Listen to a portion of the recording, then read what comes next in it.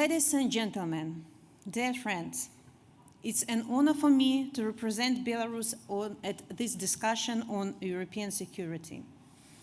As you know, the situation in my country has become a direct threat to its security. Today, I would like to touch upon the processes inside Belarus, the dynamics between Belarus and Russia, and the migrant crisis at the border with the European Union. First, let us address the events in Belarus itself.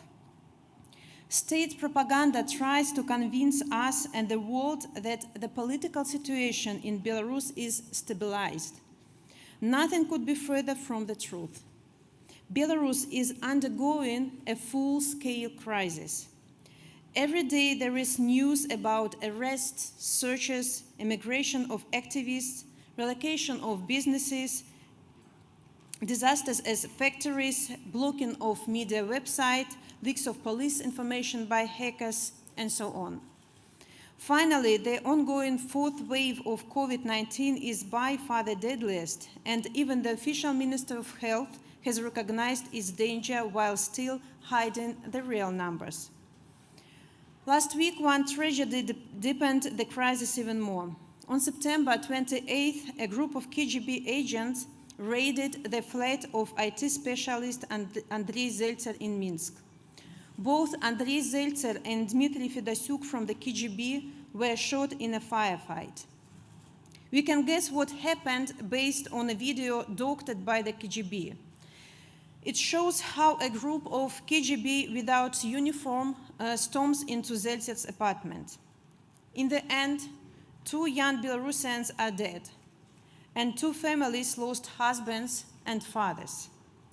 Later on, more than 100 people were arrested for negative comments online about the event. The tragedy that I've just described is the result of the regime terror during the last year. When a person can be sentenced to years of prison for graffiti, when there is no way to distinguish the police from bandits, when the law doesn't defend the citizens are forced to defend themselves. Now, I would like to talk about Russia's influence. This September, Alexander Lukashenko has traveled to Russia twice, and in total he has been there 6 times already this year. On September 9th, he and Vladimir Putin signed the so-called integration roadmaps. But the main problem here is that neither Belarusians nor Russians actually know what these negotiations are about. The joint Russian-Belarusian military training that took place right after the meeting between Lukashenko and Putin were also completely non-transparent. Even less was told about the Lukashenko's so-called private visit to Russia at the end of September.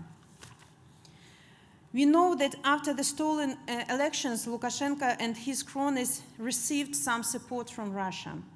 But this support is far from conditional. Now Lukashenko tries to get resources wherever he can, and he is ready to compromise Belarusian economic, military, and political independence. This also means risks for their security in the region. The idea of integration is often presented as the will of people, but in reality, the majority of Belarusians lost their Soviet nostalgia. Even the official sociology shows that the absolute majority would like Belarus to build relations with Russia the same way as with all other neighboring countries. The democratic movement doesn't want to break the partnership between Belarus and Russia, but we are sure that it must be based on the rule of law and transparency. Finally, international community shouldn't recognize any document signed by Lukashenko or his illegitimate government, and we call the other countries not to recognize them too. And last but not least, I pass the topic that is the one of the most relevant to European neighbors of Belarus, the migrant crisis, orchestrated by the regime. Almost every week or every day we break a new record in the numbers of those who try to break through the Polish or Lithuanian borders. helped by the Belarusian special forces. This September was marked by the first migrant deaths at both sides of the border. The weather gets worse, and storming the border becomes more dangerous. Meanwhile, the migrants accumulated in Belarus have already become an additional problem for Lukashenko inside the country, and the regime doesn't know what to do with them. So in conclusion, I would like to stress that Belarusians need the democratic community to act according to our common values. I call on Poland and other democratic countries to help us build up resilience by increasing support to Belarusian media, in particular investigative journalism, persons and organizations who were forced to relocate, and other civil society groups. For example, I hope that Poland would be able to expand the scope and support for the Kalinowski program for Belarusian students, supporting initiatives such as Belarusian Press Club, and continue engaging closely on a local level with Belarusian diaspora. We know that to end repressions, we must end impunity at the state officials and bring them accountable for their actions.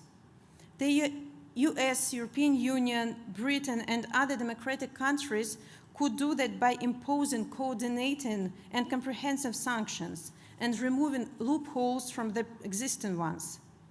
They also should include potash, petrochemical products, state banks, and Bell Telecom, the state monopolies blocking the internet. Sanctions are not a silver bullet, but they can stop violence, lawlessness, and change a dictator's behavior. We mustn't lose focus and forget the repressions and crimes that the regime has already committed. Justice must be served. Numerous existing justice initiatives should lead to a real international investigation and creation of a special tribunal. The dictatorship in Belarus should be brought before international courts to answer for its crimes. And Poland and other European Union countries can launch cases under universal jurisdiction to protest victims of Lukashenko's cronies. And together with our international friends, we can and should develop a vision for new Belarus. Initiatives such as European Union Comprehensive Plan for Democratic Belarus are crucial in this regard. I thank Poland for initiating it within the European Union, and I'm convinced that together we can expand its influence further. Please don't trade with political prisoners. Representatives of Polish minorities, Andrzej Poczobut and Angelika Boris, clearly said they don't want to be the bargaining chip. Everybody must be released unconditionally. So thank you for being with Belarusians, and rest assured that the Belarusians will do the same. The new Belarus without Lukashenko will need no firefights, undercover deals, and border attacks. It will need friends in East and the East to restore trust and dialogue. So let us prepare for it today. Dziękuję bardzo.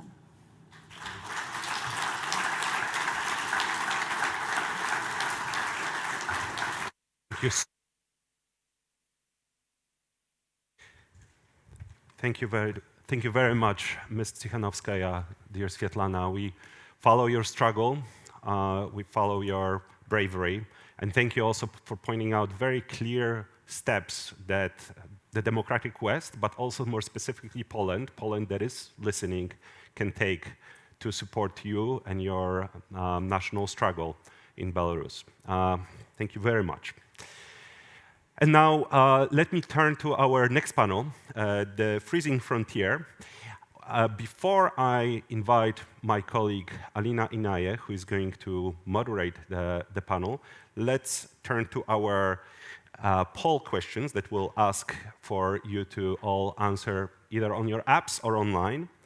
The question is, will we see a greater Russian influence over Belarus and Ukraine in the next 5 years? With a clear answer, agree, disagree. In Belarus, yes. In Ukraine, no. So please, vote over the next 45 minutes, and we'll announce the results at the very end. Now, without further ado, let me invite to the stage Alina Inaye, Director of the Black Sea Trust of the German Marshall Fund, and her wonderful panel, whom she's going to introduce. And now we have a little.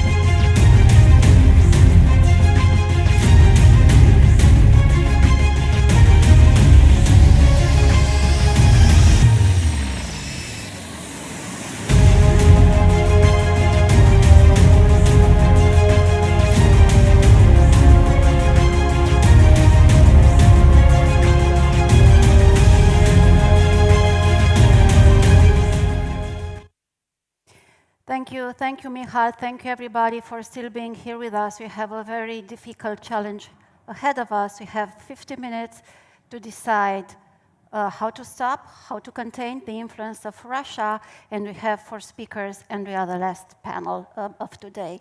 I very much like the title of the panel because it already answered the question. Frozen frontier, without a question mark.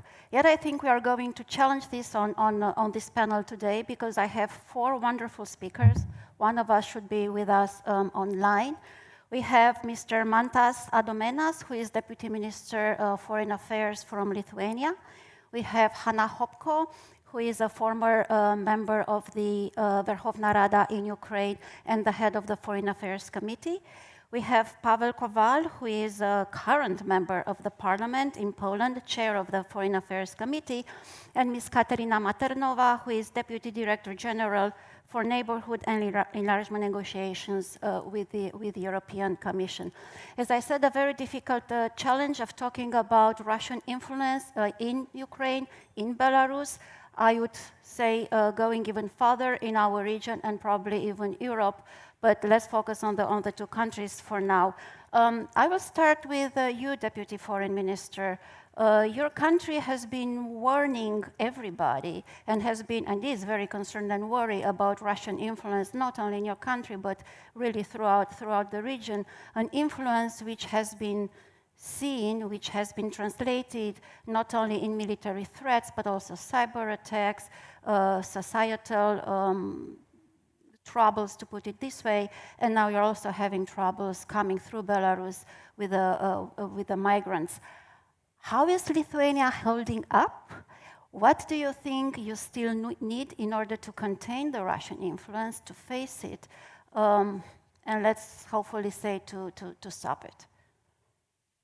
Thank you. I'm totally unprepared to talk about what is happening, influence in Lithuania, but I will revert to the original terms, the influence in Ukraine and Belarus. And there is this sort of politician's trick. You query the terms of the question. So clearly, influence is something that happens in Belarus and Ukraine, but it's not the most prominent fact about what is happening in Belarus and Ukraine. When you have a war and an attempt to sort of militarily to take part of the territory, and as well as annexation of another part of a territory, that might be called influence, but only with sort of a bit of a stretch of the meaning of what influence is. It's more of an influx of troops rather than influence.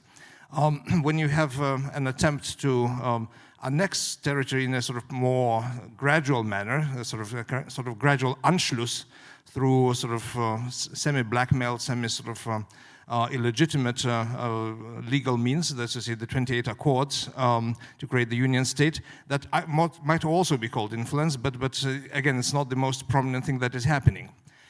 So when we speak about a Russian role in these 2 countries, we have to very clearly name to ourselves what Russian sort of ground plan is. And the ground plan is to prevent these countries, as well as other countries in their vicinity, and I'm thinking of South Caucasus here as well, Moldova, to prevent them from choosing the path which would be seen by Russia as, in some ways, threatening its interests.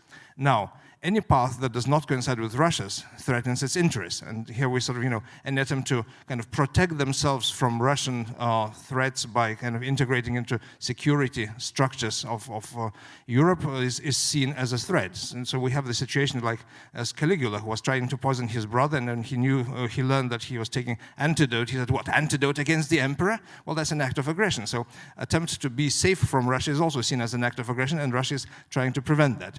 And so in essence, we have this ground situation and to which we have to react. And how can we sort of avoid this influence, this well, first of all, we have to raise, when it comes to Belarus, and I want to echo what Svetlana Tikhanovskaya just said, any decisions which yield sovereignty of Belarus to Russia, whether in the sort of political, legal, or economic sphere, are illegitimate insofar as the current dictator in Minsk is illegitimate. And we have to very clearly sort of say that at the outset, that of course we will not dissuade Lukashenko from doing that, but at least we have to raise the cost for Russia for trying to integrate, in the quotation marks, Belarus in that way. We have to set out what sanctions will wait if the sovereign state is sort of yielded or handed over by illegitimate dictator.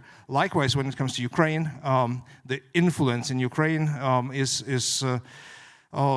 been happening for so many years. In the east of Ukraine, the influence with bullets and rockets, that we have the tendency, this democratic tendency of forgetfulness. So much so that, sort of in the summer we had the calls at the European Council to restart the highest level dialogue with Russia, because has anything changed? Have the human rights become better in Russia? Has the territory which has been grabbed from Ukraine been returned? No. People are still dying there. Human rights are in as bad condition as they ever were, and the civic space is retracting even further, but still there are calls. So we have to junk this sort of forgetfulness and set out that, unless there are sort of real concessions and real sort of attempts, sincere attempts by Russia to return to status quo and dignified relations, we will continue with our sanctions, and actually we'll think about new ones. I think that's the only way forward. Thank you. Hanna, we cannot really talk about Russian influence in Ukraine, in your country. It's aggression. It's full-fledged aggression.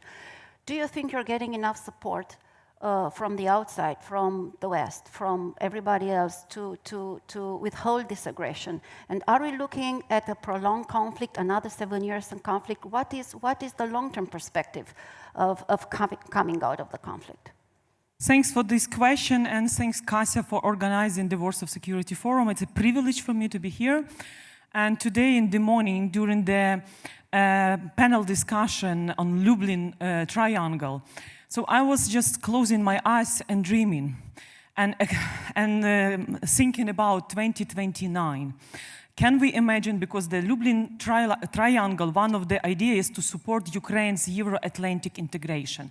Can we imagine within 10 years that we are all sitting here, will be moved to Lutsk, a small city in Volyn region close to the Poland, in old castle, because in 2029 will be 600th anniversary when the royal European dynasties had a meeting there. So maybe I belong to the dreamers, I don't know, but I think we have to learn the lessons from the Bucharest summit of 2008 and actually realize the price of hesitation of some of the countries not giving Ukraine and Georgia a membership action plan, and the price is too high. So I think it's much cheaper was to grant Ukraine and Georgia a membership action plan. Why I'm mentioning this? Because I think it's really this year when we in Ukraine celebrated 30th anniversary of renewed independence or restored sovereignty. So of course, compared to the situation in Russian Federation, in Belarus, Ukraine is a true democracy in action. Not just because our conference is democracy in action, but Ukraine proved that we are belonging to the nations that are contributing to the European security and also showing the example of transforming our countries with both failures and successes. And of course, 8 years of Russian ongoing military aggression. We expected more Western support to stop Putin and even to see the ceasefire, which is not delivered. Svetlana Tikhanovskaya mentioned that don't trade political prisoners. Yesterday, famous filmmaker Oleg Sentsov, who was released 2 years ago, he was asking for support for another prisoners, Volodymyr Dudka, who is 5 years sitting in prison at the territory of Russian Federation on falsified case. So I think it's really the West have to do more. Otherwise, authoritarian regimes, we should say that in Russia it's authoritarianism moving toward totalitarianism, which is a big threat for all of us. And also this summer, there was one powerful example. I think this powerful, I need to share with you because this was the Royal Navy ship HMS Defender. And remember the reaction from Russian side.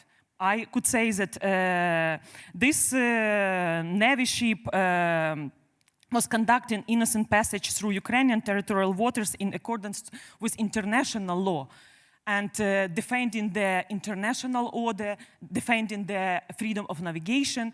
And what was the reaction from Moscow? So, but this was the game changer. And I think within all these 8 years of Russian military aggression, we expected to see some actions which could become a game changer, and we could see like ceasefire, withdrawal of Russian military troops from the temporary occupied Donetsk and Lugansk region. And of course, the situation with Nord Stream 2. It's not just existential threat for Ukraine. It's also Kremlin Trojan horse, which actually is about strategic corruption. It's not about selling gas. It's about Kremlin kleptocratic elites which are receiving Putin monopoly on on European gas market. And let me quote a very important statement. It's from 1969. A note from the USSR Foreign Ministry on the policy line and some practical steps on the USSR in relation to the formation of Willy Brandt's government in Germany. The achievement of an agreement on the supply of Soviet natural gas to the Federal Republic of Germany might be of great importance. We are talking about concluding a contract that would be valid for 2 decades and would make such an important sphere of the Federal Republic of Germany national economy as energy, to a certain extent, depend on Soviet Union. So actually, we could say, retrospectively, after more than 50 years from that statement, it can be stated that the task is not only fulfilled, but even surpassed. So we have to analyze the history to avoid mistakes, because from Moscovia till Soviet Union and now Russian Federation, nothing changed. And let me finish with important historical fact that this October will be 300th anniversary when actually renaming of what had been known as a Grand Duchy of Moscovia, as a Russian Empire by Peter I. So by appropriating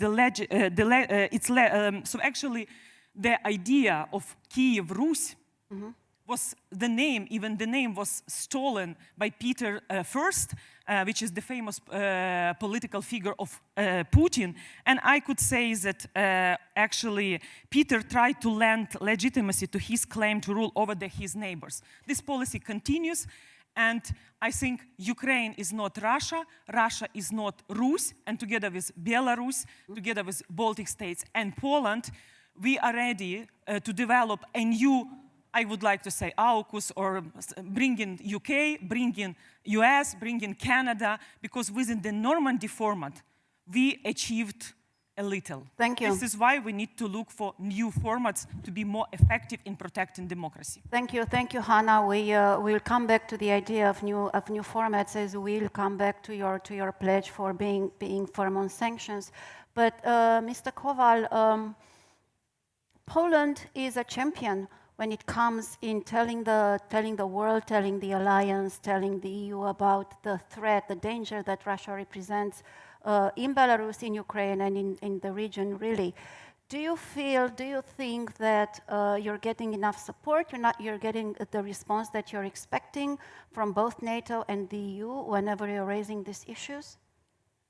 Thank you for this question. I think that we should start from the three theses. The first is fact that we have completely new strategic situation, that strategic situation has already changed on the eastern border of European Union and Polish eastern border. In fact, from the military point of view, from the point of view of security, we have border with Russian Federation. I know that it's a very problematic to say that openly, but it's true. From my point of view, I mean Polish-Belarusian border. Second thesis is we cannot discuss seriously about solution of the situation in Belarus without general context of European Eastern policy. And third, the question in the context of our panel, the question of Belarus and Ukraine are two completely different issues. Let's focus for the moment on the Ukraine. We should send a quick pro-European signal to the Ukrainian society. In the context of the disappointment of Ukrainian opinion makers, but I think also society after the German-American agreement on the Nord Stream 2. In the context of completely new policy of US. Radek Sikorski said today our colleague Radek said today in Brussels that Americans are obsessed on the China today. And let us think about consequence for the Eastern policy of European Union and NATO from that point of view. Let's ask about the role of Ukraine in the future. Maybe Ukraine will a victim of that new policy of US and the general crisis of enlargement idea of European Union. And the question what to do in that situation is the question. Because without Ukraine, with strong ties with West I mean European Union and NATO, we'll come back to Soviet Union. It could be the third empire. We had the first empire, Romanov Empire, second, Soviet Empire, and we will have, in this variant, Putin Empire, the third Russian Empire. Ukraine is the key, in my opinion. Today is the key to the general problem of Eastern policy of European Union. And what to do? I think the first, we should strengthening the pro-European orientation in Ukraine society. How to do? We should return to the policy of open doors. We should support Ukrainian pro-European politicians. And how to do? Maybe it's a good time for the strong support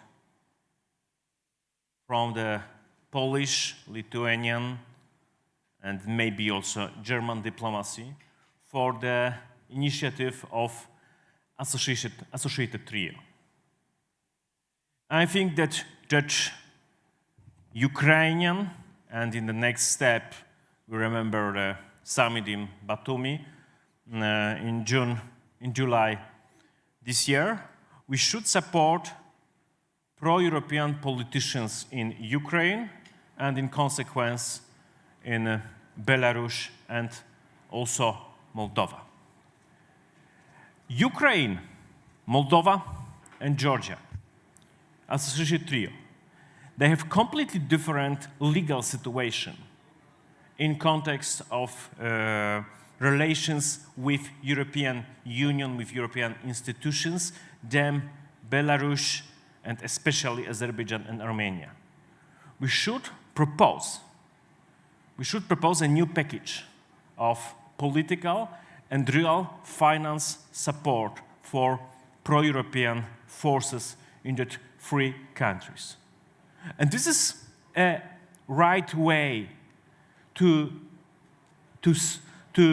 change situation in Belarus. Because only clear example that pro-European orientation is effective, is fruitful. It will be much more better than European, let's say, information propaganda. We should be concentrating the forthcoming few years on the situation in Ukraine, because Ukraine is the key to our success in the Eastern policy of European Union. And if we lost Ukraine, it will new step, it will be a new level of changing of strategic situation. Can I stop you right here, because you mentioned quite a few good, interesting, personally I think good things, which I'm pretty sure that Ms. Maternova would like to pick on. Unfortunately, joining us only online, but we are very happy to have you with us, even if virtually. I do have one question for you, though, other than addressing everything that was said here about what Europeans should do. Is it a frozen frontier? Does the European Commission, does the EU consider this to be a frozen frontier? Or are we, yes, I said it rightly, are we still trying to find ways to unfreeze it, to bring it closer? Ms. Maternova, please.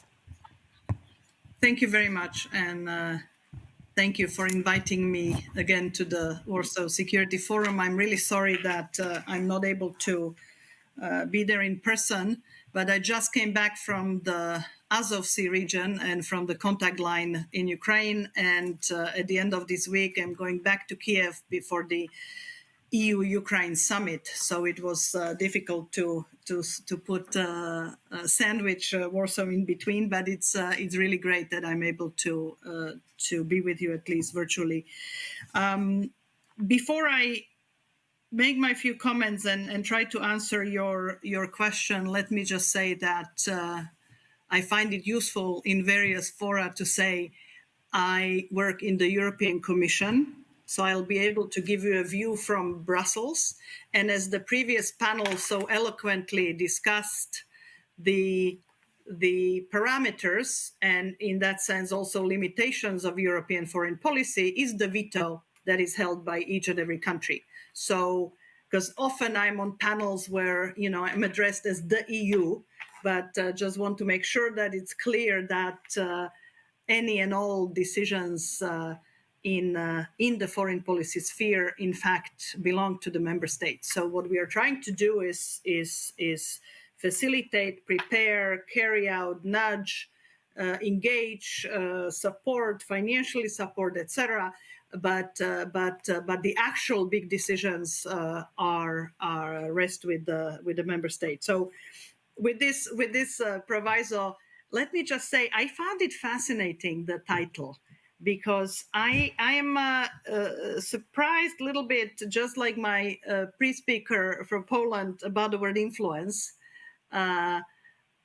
of Russia when in fact a week ago I saw broken houses and signs about water mines, etc., dropped by drones on a daily basis, basically 12 kilometers away from a major city like Mariupol. So perhaps we are stretching the concept of influence on that, but also on the frozen frontier. I mean, it's interesting because usually the word frozen is used in the context of the word frozen conflict, and neither Ukraine nor Belarus are that. In Ukraine, we have a hot war and annexed territory. And in Belarus, we have a civil and civic upswell against a dictator. Again, not a conflict between two ethnic or religious or any other entity. So I find the name provocative enough to comment on it, and I would like to say that there are some common features. I mean, it's not intuitive why Ukraine and Belarus would be discussed, other than both are very important parts of the Eastern Partnership for us. But I was sort of thinking, what are the common features? What are the differences? There certainly is the big common feature is the somewhere between influence and aggression impact by the big neighbor. That certainly is a common feature. They are both part of the former Soviet Union. They don't have a frozen conflict, either one of them. And one of the, I think, unifying features between Ukraine and Belarus, which I think is second to none, is really the vibrancy, the strength, the imagination, and the resilience of the civil society. I think that in Ukraine, it has been to no small part thanks to this strength that the reform zeal has been kept at the level that it's been going for a few years, and not only reform zeal, but really the keeping anywhere from keeping governments to account to provision of public services, and we see that in Belarus as well. I mean, Svetlana was opening this panel, and just she's a phenomenal symbol of the determination and the perseverance of the Belarusian society that is now being officially represented by somebody who is clearly not representing the will of the people, because the will of the people spoke both in the elections that were falsified as well as in the street protests afterwards. And I think this is an important feature which I very much agree that we should support pro-European, pro-reform politicians, but I think the support to the civic elements and the discourse and the entities that represent the civil society is important by almost an equal measure. Now the differences. I mean, apart from the obvious ones, the EU does not recognize Lukashenko as a legitimate leader of Belarus. We believe the elections were falsified, and currently we are dealing with in fact, hybrid attack on the EU right out of a Kremlin playbook, right? Sending migrants to the EU borders, to the borders with Latvia, Lithuania, Poland, is really very reminiscent of the type of hybrid approaches from others. So I think that on Belarus, I very much hope that the influence of Russia will be smaller over time, but I'm not, in the short run, I'm not as optimistic as I might have been some months ago. But all the more reason why. Can I ask you something? You're saying, I want to ask you something, following up on exactly what you're saying. You're saying you're not being optimistic about Russian influence going down in Belarus on the longer term. in the short run. But my question is, on the long run, what can we do to weaken this influence, both in Belarus and in Ukraine? What can the European Commission do, and is there any plan out there that we could be talking about? Okay, so what we are doing and continue to do are several things. One is support the civil society, and as Svetlana was talking about, independent media, the victims of the violence, the opposition representatives of Free Belarus, and I would also add support to the fledgling small medium type enterprises that are the future of Belarus. We do that. We will continue doing that, and we have also, before the summer, published a plan for a democratic Belarus. We put together on the table a 3 billion package that we will be able to deliver once there are democratic changes in Belarus. And we also work with like-minded countries, with partners, to see how to show by these examples what it is out there for Belarus, but once it turns democratic. But ultimately, these are decisions that cannot be made by Europe. This is going to have to happen, hopefully also through the sanctions. We have now done 4 rounds of sanctions, including 15 entities. And I very much hear Svetlana's comment that sanctions are not the only good answer, but they are an important part of the answer, and we will continue doing that. Now, if I may turn to Ukraine. Yes, please. I think the Ukraine story is very different. I think that essentially Putin has lost in one big important element. I mean, he has really supported the creation of a Ukraine political nation. I think there is a much more cohesion, much more commonality among Ukrainians than there was before. And I think this is thanks to the annexation. I think this is thanks to the conflict and to the fact that the occupation and the armed conflict still continues. And as Hannah mentioned, Ukraine is a democracy in action. I mean, you can accuse Ukrainians of many things, but not about not being democratic.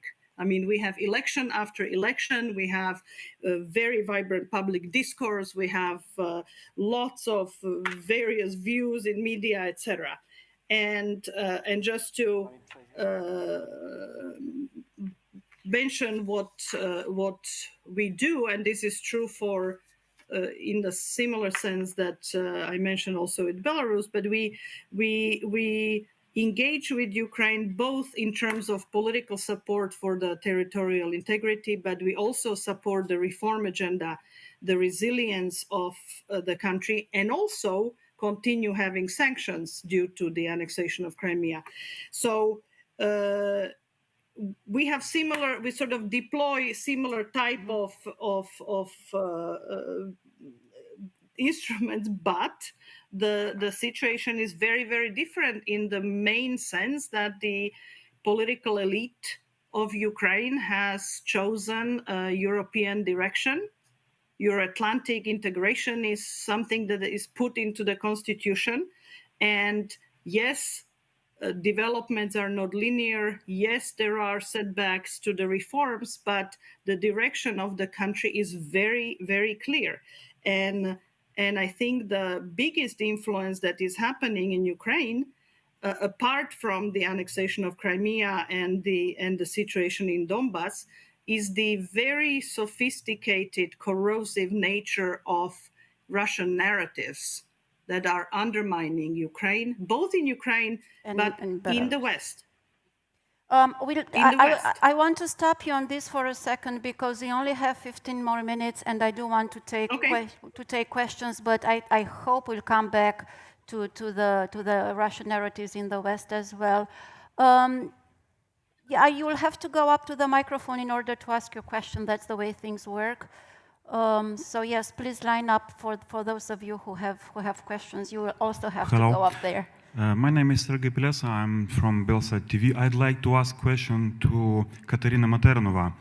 We knew that de facto Belarus regime is out of Eastern Partnership. And there is a question, do you think there is a political will in Brussels to invite to the next EU Eastern Partnership Summit not Lukashenko or Vladimir Mackay, but Svetlana Tikhanovskaya?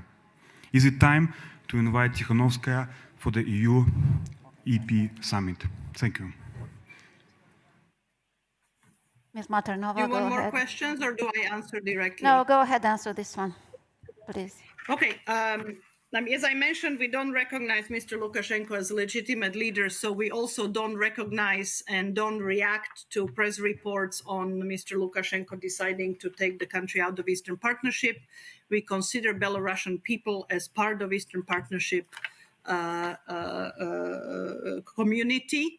And we are in discussions with Svetlana and her team, and so are in discussions with Mr. Latushka and his team about being in Brussels and organizing events around the Eastern Partnership Summit. We ourselves are putting on a think tank event where we will have a special panel on Belarus to make sure that the situation that the situation in Belarus is given the prominence that it deserves. I think the chair of Belarus will be empty at the summit itself, at the 2-hour affair, but there are going to be a number of political and other events around where we will definitely have representatives of democratic opposition of Belarus. Thank you for the answer. Yes, please go ahead. Hello, I'm Sigita Struberg, Latvian Transatlantic Organization. I have a question to Ms. Hanna Hopko. So we heard from Ms. Maternova regarding what European Union or European Commission is ready to offer to Ukraine. Also, we know that the US supports Ukraine in military terms. EU supports Ukraine in terms of reforming number of sectors. Except accession plan, what would be those concrete steps which Ukraine or Ukrainians are expecting from Europe to do at the moment? Thanks a lot for this question. Let me quote dictator Lukashenko, because it's really important. Recently, he warns on NATO, saying that, you see, they are dragging NATO troops there to Ukraine. Under the guise of training centers, they are actually creating bases. The US is creating bases in Ukraine. It's clear we need to react to this. It seems like in this very provocative message, we need to react. What does it mean after the military exercise, the West 2021? So is it mean that one day Ukraine will be attacked from Belarusian side? Just because of the manipulation that NATO has its training centers in Ukraine, but in Lukashenko's eyes, it's military bases. But I think this is not a bad idea. I can imagine one day US military base in Mariupol or in Kherson region, after receiving javelins. I think this would be fair enough to defend Ukraine, because we are contributing to the European security. We are not just the recipient. For all these 8 years, we are investing our resources and our soldiers are defending Europe. So I think like a Cuban crisis in 1962, so the strong position of the US regarding the attempts of Soviet Union to place missiles at the Cuba. So actually, I think we need like a defender US Royal Navy in the Black Sea. We need something, because we are not talking about membership action plan, but even with the membership action plan, I think that we have to do similar what we done with visa-free regime with the European Union. Remember this visa liberalization plan, 144 criteria.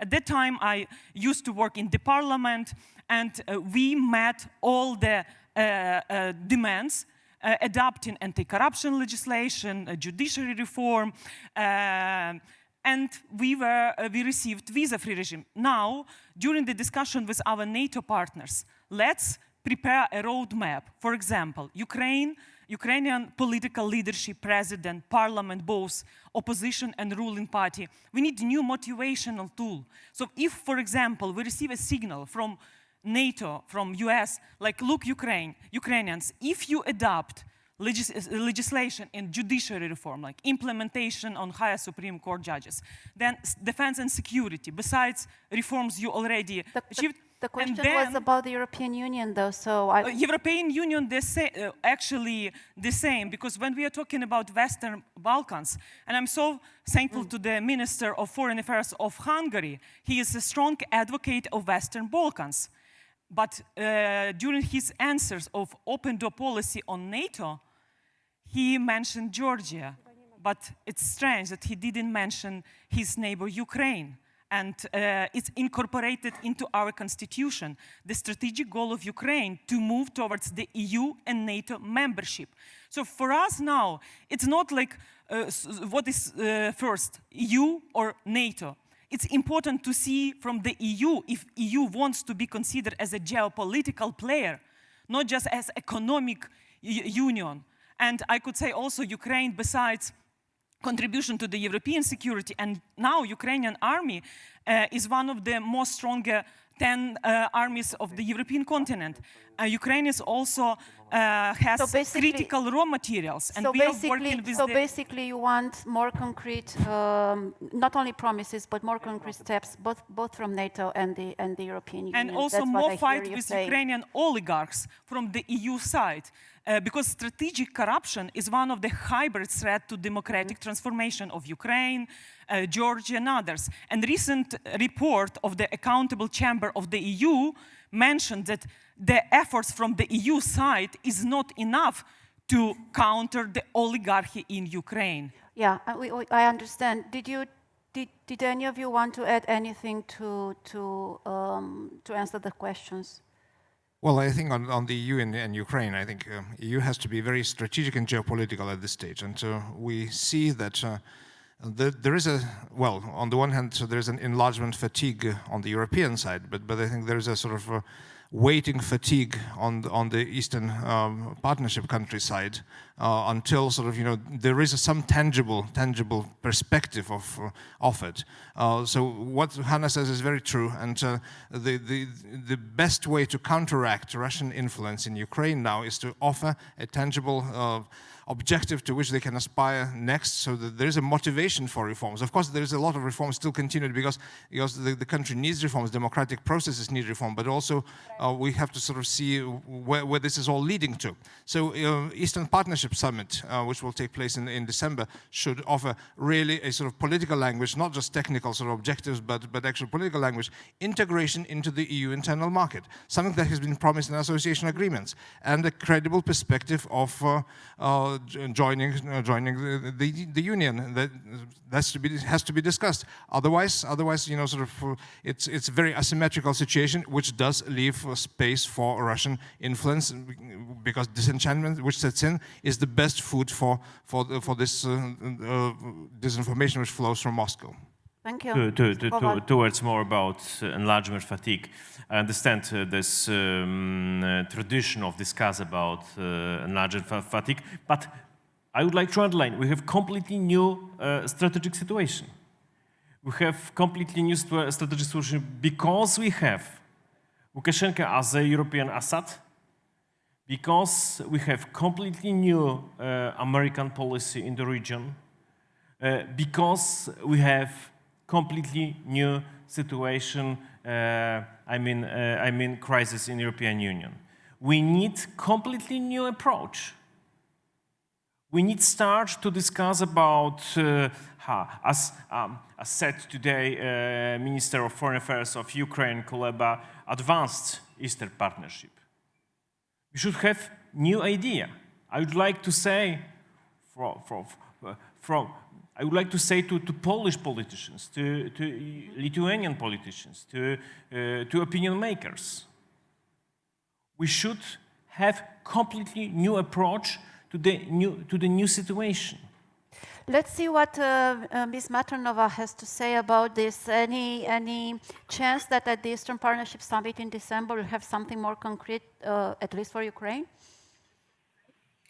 Well, I think that the Eastern Partnership Summit is not that forum because the Eastern Partnership is an inclusive framework of the six, which spans quite a different set of ambitions. But what we do have, and I think this is very much an area which has long margins still to concretely develop, and that's the integration into the EU market and sectoral integration with the EU. Just to give two examples, we have now, I co-chair with Deputy Prime Minister Stefanishina, a Green Deal dialogue between the EU and Ukraine, something that we have with only very, very few countries, where we actually cross-sectorally look at how to support this important transition.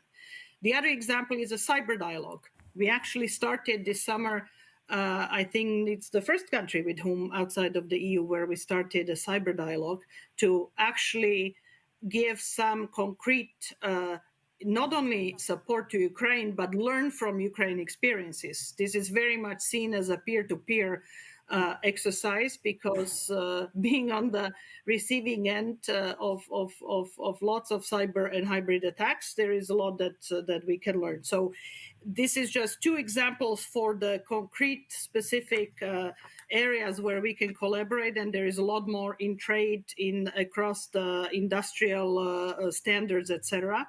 And this is very much on the table, being put, as was already referred on the panel, by the trio of the associate countries, because indeed the agreements that Moldova, Georgia, and Ukraine have chosen to get into with the EU are very far-reaching, are very demanding by us. And so I think that there is definitely scope to develop a lot of the relationship beyond what is done within the Eastern Partnership context. And the place where we will discuss it with Ukraine is the EU-Ukraine summit, which will take place next Tuesday in Kiev. Thank you. We only have about even less than four minutes to end this panel. So I do have a question that I would ask each of you to answer in less than 1 minute if possible, and that would be, what are the two main things which you think are very much needed in order to contain, if not stop, the Russian influence in Belarus and Ukraine? Mr. Deputy Minister. Well, I can answer in considerably less than a minute. It's a regime change in Moscow, a democratization of Russia, and that's all that is needed. All right, that's an easy one. Hanna? I also believe in democratization of Russian Federation. Putin and Putinism is not forever, and successful Ukraine is a nightmare for Mr. Putin and his regime, but it's a wonderful model for Russian citizens. And besides Russian opposition, I think we also have to support indigenous people living at the territory of Russian Federation. Mr. Kowal. Very difficult question. Maybe concentrate on the support to new government in Moldova. It could be a good example. It would be not only propaganda, but also a good example for the citizens of Ukraine and Georgia, that historical dream on historical European dream of that nations, it's possible to realize. Thank you, Ms. Maternova. Two things that would be the ones that would contain, if not stop, Russian influence in Belarus and Ukraine. Well, I agree with the first two speakers on democratization in Russia, but while we wait for that perhaps a somewhat distant dream. I think that building up resilience and prosperity and stability in the region is in Ukraine will certainly get there. To paraphrase the commander of the Joint Armed Forces on the contact line in Mariupol, he said, the more successful this region is, the sooner the war will be over. So the more successful this region is, the more the meddling influence will be over. And in Belarus, it's regime change. Thank you very much. So you heard we have a very, very easy task ahead of us in order to be able to contain Russian influence in the region. Thank you very much to the four speakers who were brave to say very interesting and frank things on the stage. With this, I think we turn to Michal, who's going to tell us the results of the opinion poll. Thank you very much, Alina. Yes, we will. Thank you very much for a fascinating discussion, really a range of sombering, I would say, and the future seems to have quite a range from Russia as a third empire in its history to all the way to democratization in Russia, but which I think points to the stakes that we have in the region.